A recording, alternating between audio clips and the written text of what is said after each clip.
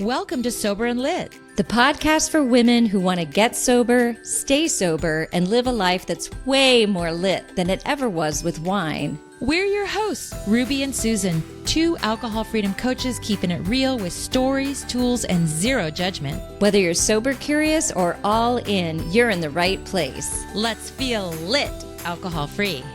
Hey, welcome back to the Sober and Lit podcast. I'm so excited to be here today. Coach Susan here with Coach Ruby.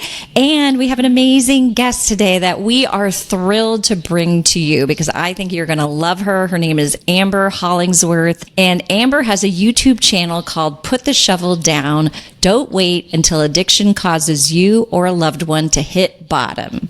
And one of the things I loved, that I read on your YouTube channel is addiction is highly predictable and can be outsmarted, which means you are not powerless. And I love that because we don't believe in being powerless either. So Amber, welcome. We're thrilled to have you. Thanks for having me. I'm excited to be here. Yeah. Well, I've been listening to your videos on YouTube and you have so much wisdom for helping a loved one and helping families who are suffering an addiction. And we know that it doesn't just, the person who has the addiction, it doesn't just affect that person. It affects the entire family.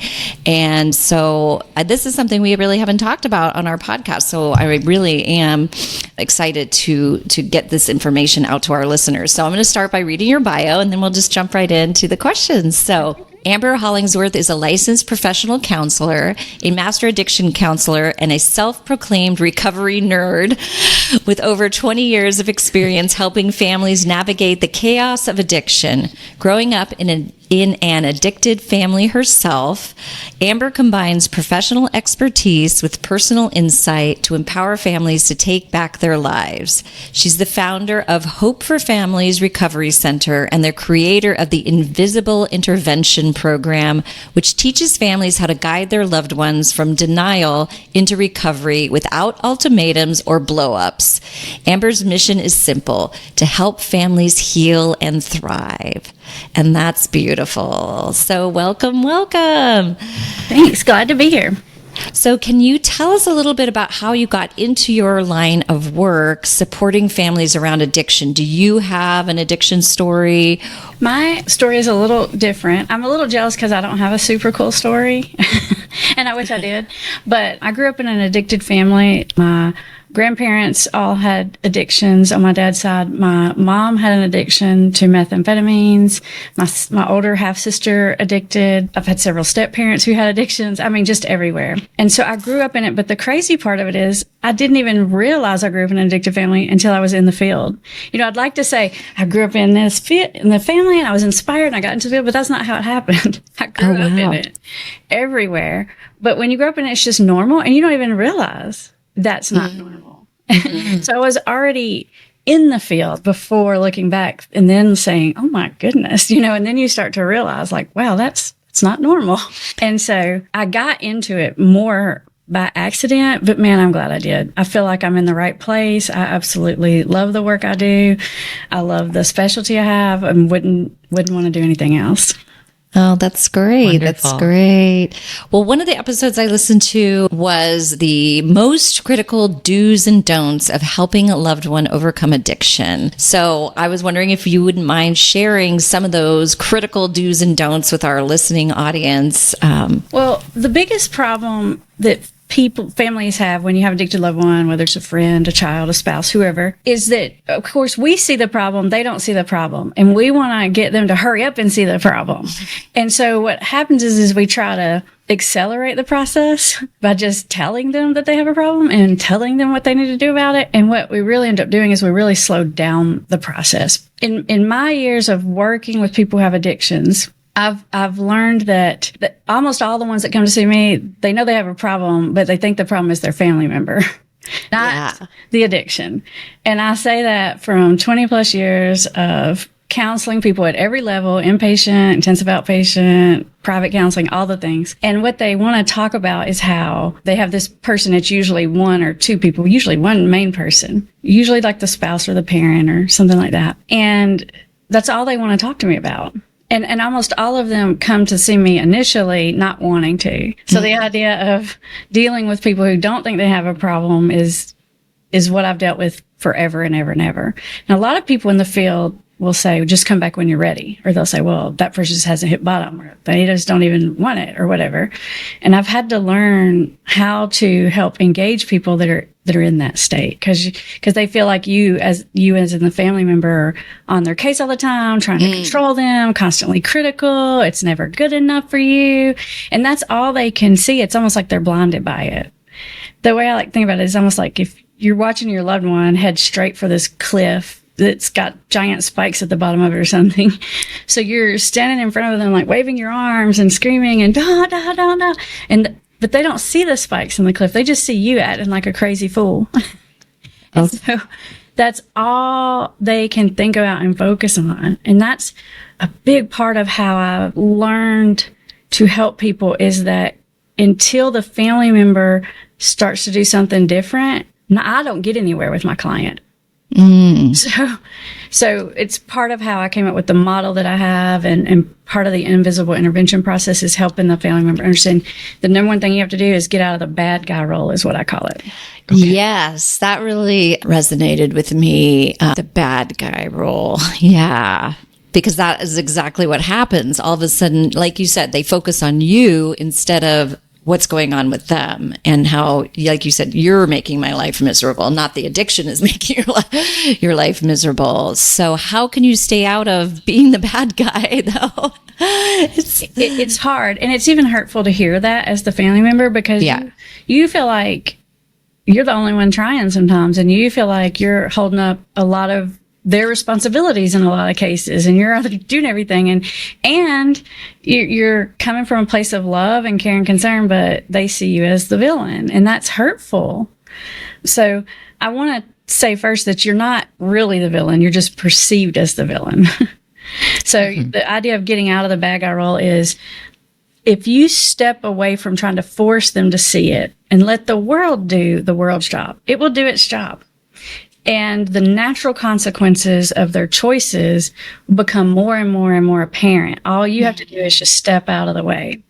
What most families want to do is they want to help fix the problems that the addiction is creating, like legal problems, financial problems, childcare problems, all the things, because we don't want this person who has an addiction, we don't want them to have burn these bridges that maybe can't be fixed. And that's a normal, natural feeling. But we're doing that, but at the same time, we're being mad at that person about it. And that's the exact worst formula. What we want to do is the opposite of that. What we want to do is let the world be the bad guy. So let those natural consequences fall into place, and then you be the good guy. Like when it happens, instead of coming with the I told you so's and all the blah, blah, blahs, if we're like, oh my gosh, that's really terrible. I know you never meant for that to happen. If we can respond with empathy, it actually triggers the learning part of the brain to think about the problem. I mean, even from like a brain science biological level, it allows the person to think and learn. If we don't come at someone like that, then we trigger the defensive part of the brain, which blocks learning, because now we're just in our emotions, and the emotion is, I can't stand you, you're so mean. Yeah. I guess. Yeah. And they can't see past that. So well, we do step out of the bag. It's hard to let the natural consequences, but that's the formula that works.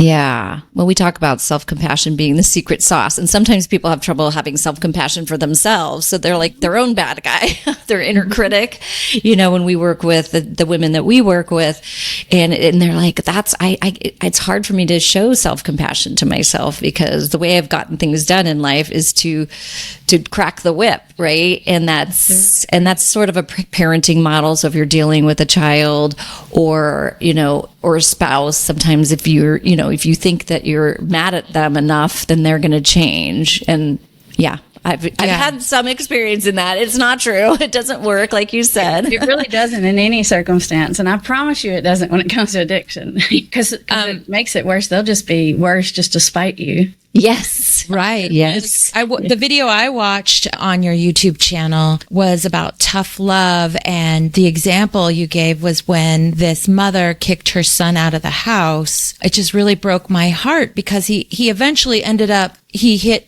a rock bottom, but got help and recovered. But he was still so angry at his mother that their relationship had kind of failed. And that is what broke my heart. I mean, when we're trying to, we really have a heart. We love our loved ones, right? And we want to just help them. And sometimes by doing that tough love, we're doing the opposite. We're becoming the bad guy, like you said. We are becoming the bad guy. And I do remember that video and that story that you're talking about, Ruby. And it's so sad on both sides because, you know, this mother was doing the best she knew how to do.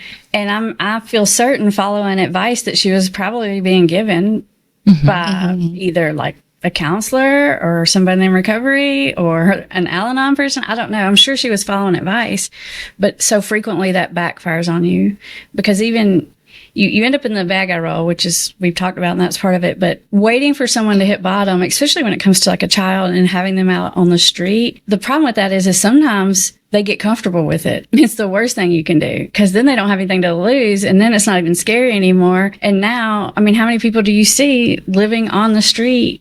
And it's not making them more motivated to stop. So your invisible intervention, that is a very cool title. What does that entail? How do you do an invisible intervention? Well, the reason we call it invisible is because it's sort of behind the scenes and the person doesn't even know it happened, as opposed to like when you see it on TV where it's very sort of confrontational and read the letters. And I'm not against that type of intervention, the ones you see on TV, but there's sort of a time and place where that works, and there's a time and place where that backfires. So let's start with that one because people kind of usually know what that one is because we've seen it. You can sometimes make those work to force someone into treatment from emotional pressure, and that's okay. I don't have any problem with forced treatment actually, but it won't work if the person doesn't think they have a problem. If the person knows they have a problem, a big problem, but they can't do anything about it or won't do anything about it, and you force them into treatment for long enough for their brain to start back functioning. A lot of times they do stay sober. But if you take a person who's somewhat functioning and you do that type of intervention and they don't really think that they have a problem, you can pressure them into going and they might go, but I promise they will get back out and keep doing it. Because they haven't decided, they either haven't decided I have a problem or they haven't decided I have a problem bad enough to stop completely yet. And you have to let people go through those phases. Yeah. So if you're dealing with people something have like to that, want you need to do it. something else. Right. It's about help. Yeah. Invisible intervention is about helping people want to change. Not making people change, but helping people want to change so that when they do get help, whether that's see a counselor, go to treatment, whatever that is, it sticks. Because it's kind of like tilling the soil, right? It's like getting the foundation ready so that when you get help, it works. Like so many times, if you have a loved one who doesn't think they have a problem and you're constantly talking to them about getting help, you're like crazy. They think you're crazy. They think you're a lunatic. Like, I don't have a problem. I don't need to go to treatment. Like, you're a lunatic. And when you're doing that kind of thing, you ruin what I call your credibility. And so even if this person, they know you love them, but they don't think you get them, they're not going to listen to what you have to say. Kind of like you can know your grandma loves you, but you might not listen to her advice because if you think she doesn't get my situation, you're just not going to listen to her. So the invisible intervention is how do you get out of the bad guy role? And then how do you, once you're out of that bad guy role, build credibility in this person? And I teach all of the techniques like I've learned over my years of doing this of how I build credibility with clients. And what's great about the family is they have so much more influence than I do. I mean, I see a person, once a week for an hour or something, and they actually care what you think as the family member. You have a lot of leverage I don't have. It's just you have all this power. Sometimes they just don't know how to use it. So I teach them like the skills I would use as far as getting through to someone and building credibility. And you can help shape people's thinking. Yeah. One of the things that really stood out to me when I was listening to your channel was this idea of noticing what they're good at. Yeah. And complimenting them because they want to feel connected. They want to feel good about themselves. And is that one of the ways you build credibility with them or build rapport? Because you said that, they want to be connected. And if they're not going to be connected with you, they may find that they're connected with other users. They will find get them, like you said. Yeah. Buddies or using buddies or whoever it is. Right. Yeah. Absolutely. That's one of the ways. So one of the big complaints I hear from clients is like, they blame everything on my drinking. They blame everything on whatever. And I'm not the only one that has an issue, or, they never see any of my good stuff. They just see my bad stuff. And so if you can see someone as a whole, and you can see what they're good at, and you can see what their values are, and you can see what their intentions are, that is a phenomenal way to help someone feel like you get them, because you get them. But you have to be able to see them, not just this one problematic thing. Yeah. See them as a whole. What I loved is when you were saying, like, just be neutral to them when they're drinking but be positive. It's all about positive reinforcement, which is what we also, Susan and I, in our coaching, it's a lot about positive emotions and, celebrating and reinforcing the good feelings. And when you're doing something, so I really resonate with your invisible intervention, technique or method. Right. It's a lot of positive reinforcement, and it's a lot of like communication skills. It actually teaches a lot of like counselor or coach skills as far as reflective listening, empathy statements, clarifying questions, so that you're pulling it out of them rather than trying to cram it into them. It's in there. Even the ones that are real like cowboy about it, like, I'll never stop and I love it, it's like part of their identity, and they like brag about it or whatever, Yeah. The thing a lot of times. It's a way we kind of deal with uncomfortableness, really. Even those, they have parts of them inside that doesn't like something about it. Yeah. And feels embarrassed about something and feels regretful about something. And if you can find those little seeds of truth and pull them forward and nurture them and water them, they grow faster and faster, and change happens faster and faster. Love it. Awesome. Yeah, I love that, because I saw that you in your channel have that you have a formula for helping someone get from addiction to recovery in the fastest way possible. And what you say really moves the needle is strategy, timing, and influence. Right. Can you say a little bit more about those three things? One of the things you want to look for is, where is this person at in what the clinical way of saying it is their stages of change? Are they in complete denial? Do they realize they have a problem, but they don't think it's that bad of a problem? Are they in what I call the bargaining stages, which is the stage everyone goes through where it's like, I just want to cut it back or do it less? Where are they at in that process? And then matching your interaction with them based on where they're at, and possibly even where they're going to be next week or, next month. That's what I mean when I say get ahead of it. Yeah. Yeah. So if someone is in complete denial, the strategy is not trying to get them to get treatment. The strategy is trying to get them to see that they have a problem.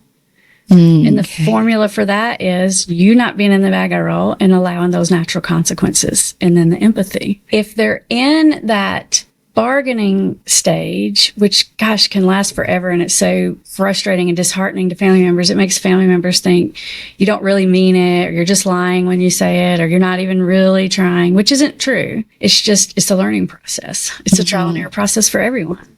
And so if someone's in that bargaining stage, clinically, we might call that like the contemplative stage of change. Like they're thinking about changing. They're not fully on board with like maybe getting completely sober, but they know they need to do something. If they're in that stage and you're able to listen with empathy, see their positive qualities, all those things we just talked about, then you have this credibility. So what's going to happen is they're going to hit some bumps. And when they hit those bumps, if you are a trusted person, a trusted go-to person in their life, they're going to talk to you about it when they hit those bumps. And they're going to open up to you about it. And then you're going to be sitting right there ready to ask the question, well, what do you think would help? And then you're going to let them say, and then you're going to say, I think that's great. Let's do that. Can I do something? What do you need me to do? You need me to get a list for you? Whatever it is that you do. And when you're that trusted person and they don't feel like you're trying to force it, they just feel like you're trying to support whatever their ideas are, then they may not get it on the first try, but they'll move along so much faster because they feel safer to be open and honest and let you see those seeds that are inside. And then you know what to water and you know where they're at in their thinking. Oh, I love this so much. And it's like, it's so true. When a person has the idea and they come up with the idea, rather than you say, you must go to rehab, if they come up with it and say, yeah, I want to get treatment or I want whatever it is. I love that so much to just like, be empathetic and positive. What a great idea. Let's give that a try. Yeah. If you know they're resistant to particular ideas, which everyone has some ideas about what's going to work for them. And to be honest, they're usually right. People kind of know how they operate.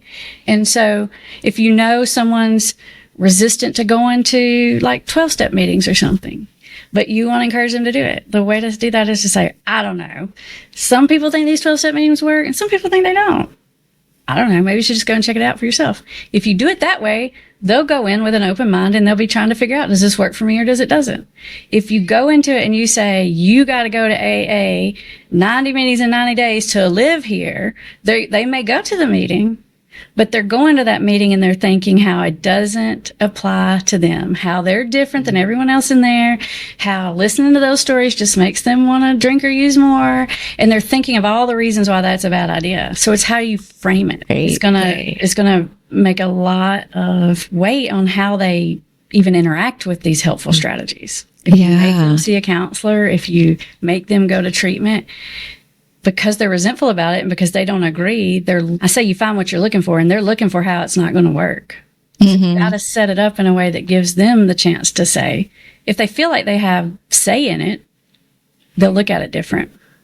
Yeah. Well, when Ruby and I coach, or the methodology that we use, we don't require them to stop drinking right at the beginning. The first couple of weeks or month even of working with us as a coach is about just exploring your habit, exploring your drinking, understanding it, and then learning about alcohol and how it affects your mind and your body. And then if they are drinking, it's like they can feel it happening and go, oh, yeah, I feel that. We have different exercises they can do to create awareness around their drinking. Come on. Yes. So you can speed it up. Yeah, it does speed it up because all of a sudden they're like, oh, I can feel that it actually doesn't help my stress, or I can feel this happening, or, and then there's a lot more buy-in to, okay, now take a break and see how I feel. Like this experimental mindset.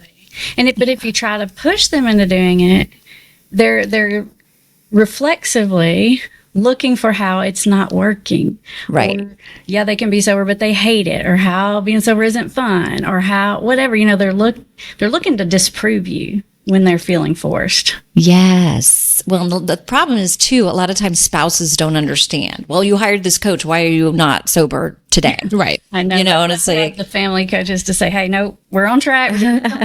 We got it. We know. Yeah. Because they'll think, oh, what are we paying that person for? Exactly. We do that.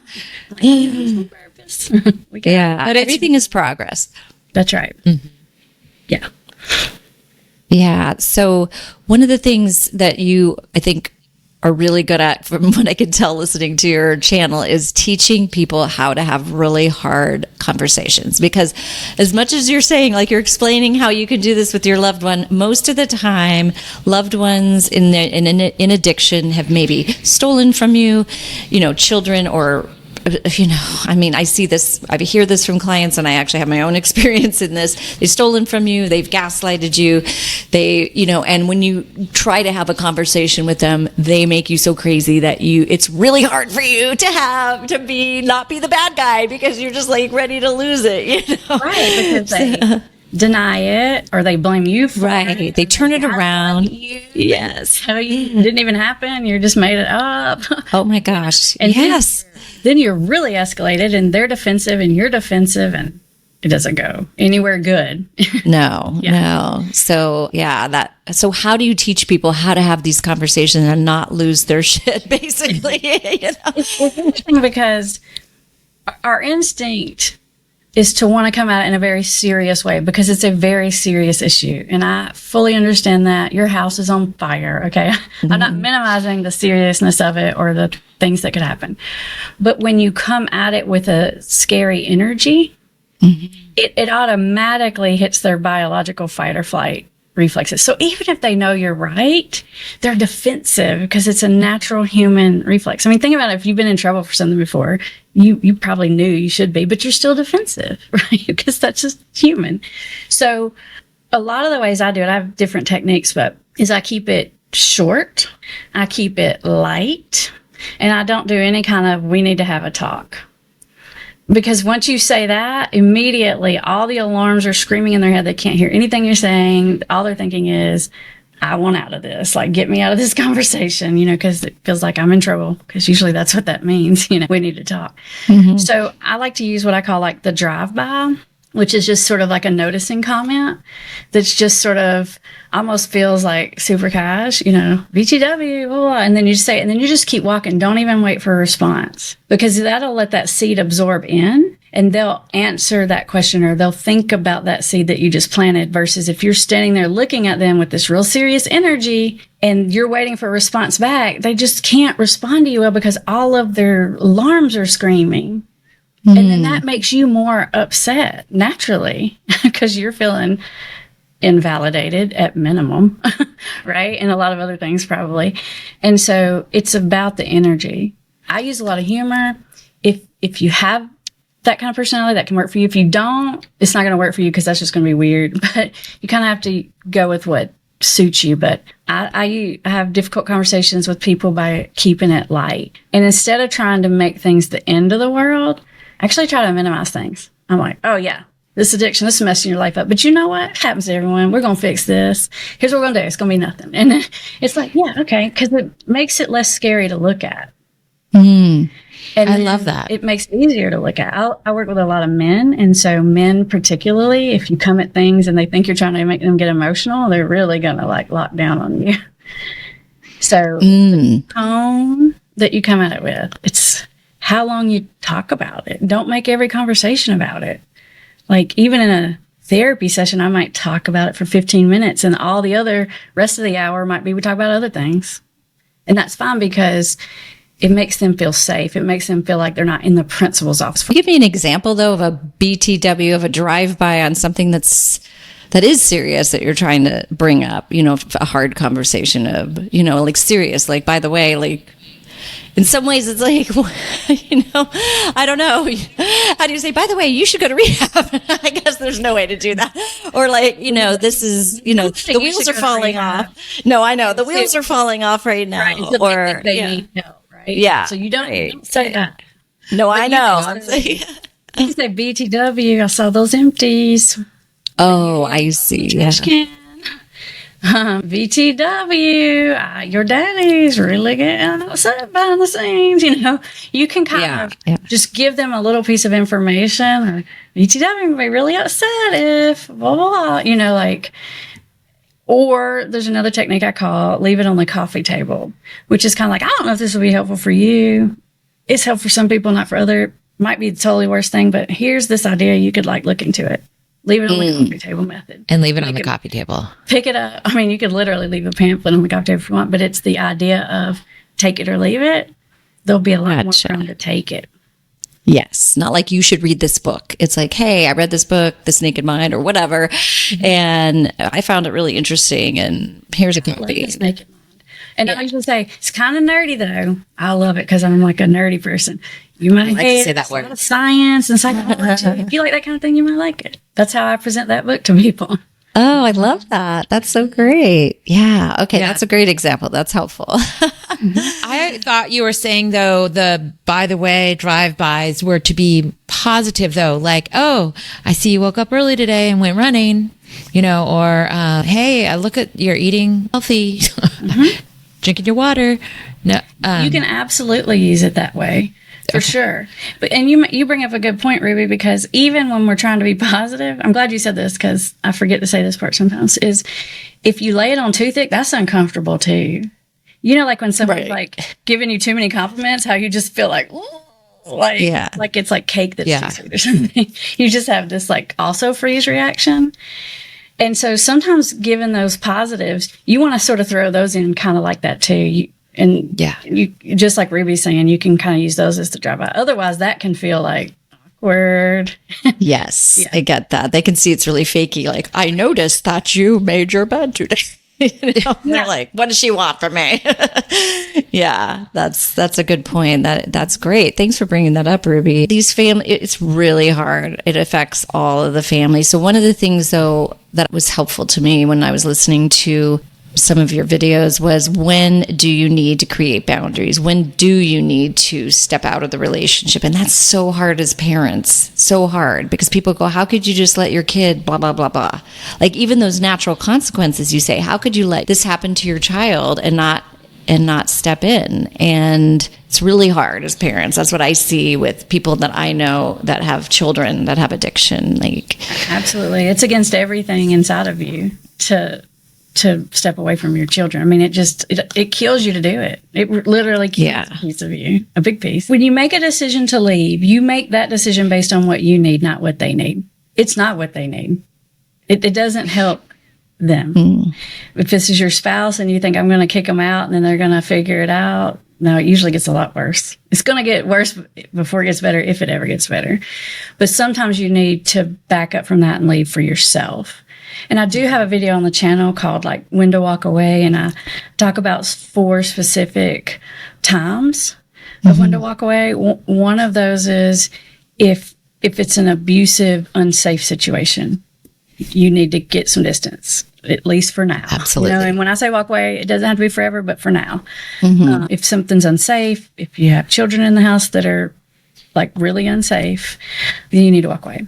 If you have become a crazy person in response to their addiction to the point that you don't recognize yourself anymore and you cannot bring it back under control, and you've tried all of the things, you need to walk away, right?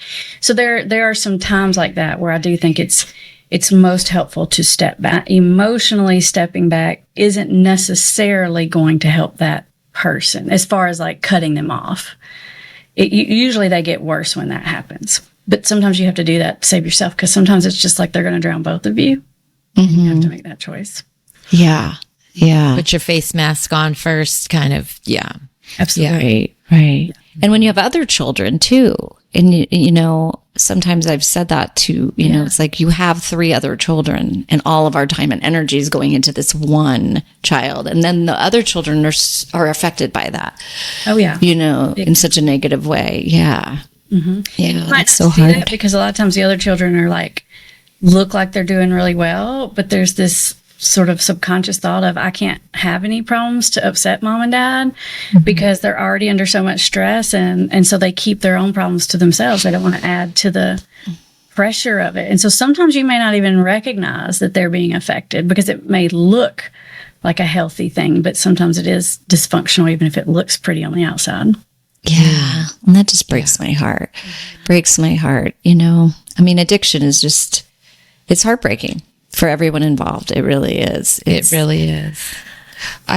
What I want to just reiterate or say again is that the people that have the addiction, they are whole. And my kind of guiding light or guiding is that everybody is doing the best that they can with the tools that they have. And I really, if we can, we could be all kumbaya, but it's so true. Even the people deep in addiction is doing the best they can with the tools that they have. That's just the tool that they're coping with, they're surviving with. Their brain thinks they need it for survival. It gets to that kind of level. And if we can see them as whole, I'm so glad you just brought that up, because that's one of my foundations as well. That everybody's whole. They're not broken. When everybody deserves love and connection. I love that you said connection is the antidote to addiction. It's really the only thing that's going to get through to somebody that's really, really addicted, right? Those people think that it's those consequences, but not necessarily. I mean, that's the definition of addiction, is continue to do it despite consequences. That's what makes it addiction. Just, despite the fact that you have all these legal troubles, despite the fact that your family left, despite the fact that your kids won't talk to you, despite the fact that you lost your job and your self-dignity and everything else, but connection still gets through to people. Even when they're addicted, they'll connect to each other using people. If they go to a meeting, it's the connection that gets through to them. The steps may help them get out, but the steps aren't what gets through to them. It's the connection of the what they call the fellowship. Connection of the family member or whoever that person is that can kind of bring in a droplet of hope. Yeah. That's, and it's hard in families. It's hard to do that when the person has stolen from you, stolen your car, and just continues to. So I just want to put it out there that we know that this is hard with children or loved ones who have continually, lied to your face, to your face, called you a jerk, whatever, it's just really, really hard. So I do want to say that too. It's like, yes, they're whole and complete, and yes, but it's hard. And that's why when I was listening to your channel, I'm like, oh my gosh, this is so needed. Yeah. In the video I have about When to Walk Away, I talk about stealing is an abusive behavior. So in my mind, that goes, if you feel like you can't go to sleep at night without your wallet underneath your pillow, or you're locking your purse up in your trunk in your own house, that's unsafe. To me, that falls into abusive behavior. Okay. Yeah. Thanks. They're like robbing you blind. I mean, that's a good That's point. abuse. You're right. You're right. Yeah, and the mental abuse, the toll it takes. Yeah. So, well, now I love the title of your channel, but I'm totally curious. Put the shovel down. What is going on with the shovel? What is that about? Well, it's an old recovery saying. Okay. You hit your bottom when you put your shovel down. Our goal is to not let people go to bottom, right? Yeah. So good. I've never heard that. Right here. Hit your bottom when you put your shovel down. Yeah, we get to choose to put the shovel down. You can choose to put it down. Why wait, right? Yeah. You don't have to lose everything. You just kind of have to know you're headed that way, and that you probably will if you don't. You just have to know it's coming. Yeah. And I love working with women too that have heavy drinkers. I was drinking 2 to 3 bottles of wine a night, and so I really relate to being in that stage of a little further down the road. But yeah. So. Yeah. And this method works, though. You don't need to stop drinking. Stop drinking by not stopping drinking. It doesn't really make sense, but in the beginning, we just need to learn about our habit, learn how alcohol affects us. When you feel it in your body, it's an experience. You know what I mean? You experience. People to be open to seeing the experience for what it is when they have that option, and when you're just presenting it as you might experience this, you might not. That's the leave it on the coffee table method. This might not happen. You might. Yeah, exactly. Oh my gosh. Yeah, I love that. I wrote that down. Leave it on the coffee table. Yeah. I think you can use that with adult children whether they have addiction problems or not. You can use that with anyone. Husbands, maybe. Yeah. That's great. Yeah. That's so great. Great communication. Yeah. I'm just really enjoyed getting to know you and getting to know your methodology. And I'm, again, just grateful that you're out in the world doing the work that you're doing. So one of the things we do at the end of our podcast, and you had mentioned that you don't drink. Yeah. We always ask our guests what they do in life to help them feel lit, alcohol free. Okay. My answer's a little bit embarrassing. That's okay. I really love to learn things. And so when I get a new idea or concept, I just get all jazzed up. All my little dopamines go crazy in my brain. So this morning I'm taking a course on storytelling, and I'm taking a course on brand building and how to put all that together. And this morning I was like, it just came together. It's like, oh, it's this piece and this piece and this piece. And that really makes me feel in my flow state, all jazzed up. Oh, yeah. That's awesome. I feel I completely relate. Like when I learned how to do all this, learned how to do a podcast in the beginning, it's really frustrating. And then when it comes together and you do it, it's like, I did it. Dopamine. Yeah. I'm just like you. I'm nerdy like you. I'm embarrassing, but it's true. No, I love it. Sober nerds over here. Yeah. And we're lit too. Yeah. Well, that's so great. Yeah, learning new things, creativity is one of the points that I learned from Jolene Park, harnessing our creativity. It's an important part also of a recovery journey because we've outsourced so many things to alcohol, to wine. It's like, oh, now we have this newfound time and really digging into our creativity, learning new things or knitting or painting or drawing or singing or whatever it is. She calls them the ING activities. Yeah. Yeah, I also love like decorating, like Pinteresty style. Ooh. Holiday decorations get out of control for me, but I have to keep that under control. 'Cause I can't. It gets a little overboard. But I don't. Holiday That's decorations awesome. light me up too. Woo, Oh my fun. goodness, I love it. Well, thank you again for being our special guest today. I think that many of our listeners are really going to benefit from the wisdom that you have. Can you tell our listeners where they can find you and listen to these amazing episodes that we've listened to? The best place is right on YouTube, and it's Put the Shovel Down, or you can put my name in there if you want to, Amber Hollingsworth, and it'll pop right up there for you. And that's the best place. There's like over 1,000 videos there, totally free. Videos for people that have family members, videos for people who are sober curious, videos for people who are in the early days. There's lots of different playlists. Yes. Yeah. You're so generous with all the information you've put out there for free. That is amazing. Yes, thank you so much. It's been a pleasure to meet you. Thank you, Amber. Thank you. Bye-bye. Thanks so much for listening to the Sober and Lit podcast. If you enjoyed this episode, we would love it if you would subscribe, rate, and review. It really helps get the word out. And remember, do something today to help you feel lit. See you next week.